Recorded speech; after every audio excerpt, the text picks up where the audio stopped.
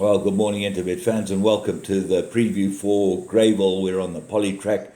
Sorry, it took a bit of time to get that up. I'm trying to get myself in screen and get all set up here because very difficult poly track meeting, as is normally the case. If we go back to last Wednesday, the Moorwings brought down a horse called Gym and Tonic and got a soft lead in front and won as it liked. If you get to the front on this track and get a soft lead, you can win, and it doesn't matter how bad you are as a horse or how bad your form is, and that's what this racing's all about. You've got to try and ascertain what's going to get to the front. So we kick off at 12:25 with the 8-race program, and the first race is Maiden Plate over 1,400 meters, and I can't go past Corsican. I think he's the right horse, and I think this is absolutely made for him. His form's good.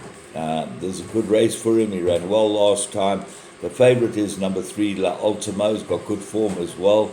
But I'm going with Corsican from one draw, and I think that if Magudwa gets him in a decent position, it'll be hard to beat. The two dangers got to be 9, Hunter's Arrow, and 11 Word for Word, and certainly 11 Word for Word, one good run on the poly gets the Mellow. Always interesting to see what the Mellow's riding.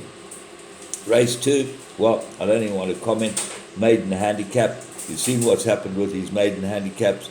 The form is diabolical. You can't work out form on these races because you get a horse like Pixie in Love, number 4, gets 10 kilos from number 1, Sea of Tears. They're stable companions, these two. I would think Pixie in Love, if there was betting on where they'd finish, I'd put Pixie in Love in front of Sea of Tears.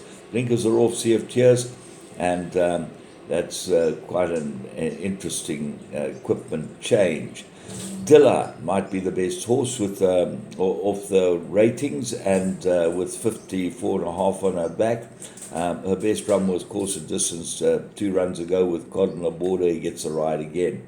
And then lots of magic needed. Her last run might improve, gets to Mellow. But maiden handicaps, they don't deserve to get a field, and this one's got 6 runners.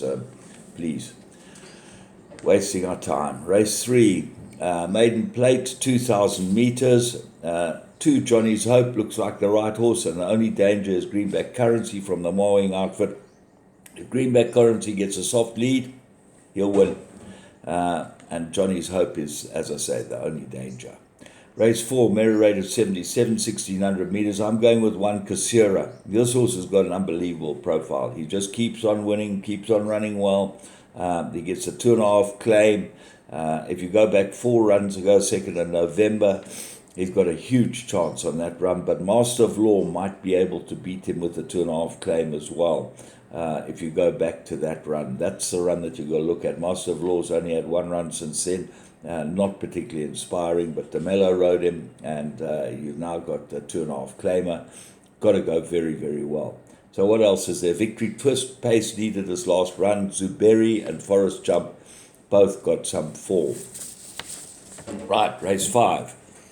Let me just get that sorted out. Mary rated 77, and this is an extremely difficult race, 1,600 meters. Grimaldi's an interesting horse. I think he needs more ground, this horse, but this looks like the right type of race for him, and he does get Venica, which is a huge plus. He has won on this course before, and he's had now a couple of runs to warm him up. His last run was shocking. Who knows, but he'll go well here. The big runner in the race is number 2, Peter Sky at 5-1. I'd certainly have a good each way on this. Muzieni for Com Naidu will go very, very well. Rodriguez, good last run. Spirit of My Fate gets the blinkers. That's a big plus. And Ibutu from draw 9 gets DeMello to get him over. So that's got to give him a chance. His 3rd run, look for improvement from him. Race 6. Fillies and Mares. 68, they go 1,000 meters. I made a 3-corner contest. I'm going with a couple of roughies. 6 RM Lee at 9-2. I like her. She gets the blinkers. That's a big plus. And 8, Vision of Will. Have a close look at this filly. She's 6-1. She's got to go very, very well here. The pace in this race is Magic Lee and Candy from My Mommy. These 2 horses keep going hammer and tongs against each other. And if they get soft lead, who knows? Magic Lee's got to get over from draw 10. But Casa Rosada, number 2, well worth putting into all your play.